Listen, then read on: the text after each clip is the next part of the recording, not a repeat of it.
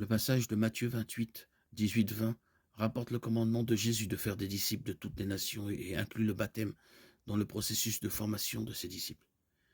Si cette mission est confiée à tous les chrétiens comme on le pense généralement, il s'ensuit que l'autorité de baptiser est également accordée à tous les chrétiens. Les épîtres ne mentionnent jamais qui doit être baptisé. Ce qui est discuté, c'est la signification du baptême. Dans le livre des Actes, comme dans les épîtres, la bonne compréhension de la manière dont on est sauvé et le symbolisme impliqué dans le baptême. Acte 19, 1, 5. Or, pendant qu'Apollos était à Corinthe, Paul traversa l'intérieur du pays et arriva à Éphèse. Il y trouva des disciples. Il leur dit, « Avez-vous reçu le Saint-Esprit quand vous avez cru ?» Ils répondirent, « Non, nous n'avons même pas entendu dire qu'il y ait un Saint-Esprit. » Il leur dit, « De quel baptême avez-vous donc été baptisés ?» Ils répondirent, « Du baptême de Jean. » Paul répondit, « Jean a baptisé du baptême de repentance, annonçant au peuple qu'il fallait croire en celui qui venait après lui, c'est-à-dire en Jésus. » Après avoir entendu cela, ils furent baptisés au nom du Seigneur Jésus.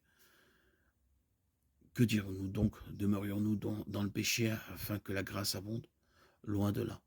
Nous qui sommes morts au péché, comment vivrions-nous encore dans le péché?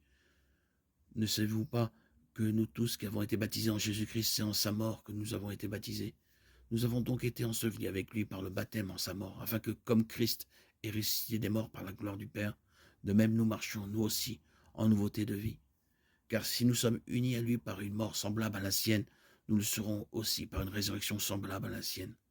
Or, nous savons que notre vieil homme a été crucifié avec lui, afin que le corps du péché soit réduit à l'impuissance pour que nous ne soyons plus esclaves du péché. Romains 6. Acte 19, 5 et Romains 6 semblent être plus importants que la personne qui fait le baptême. Sur la base de Matthieu 28, 18-20 ainsi que du silence des autres parties de l'Écriture sur cette question, il semblerait que tout vrai croyant ait l'autorité de Dieu pour baptiser, tout comme il a l'autorité de Dieu pour évangéliser, enseigner tout ce que le Christ a commandé.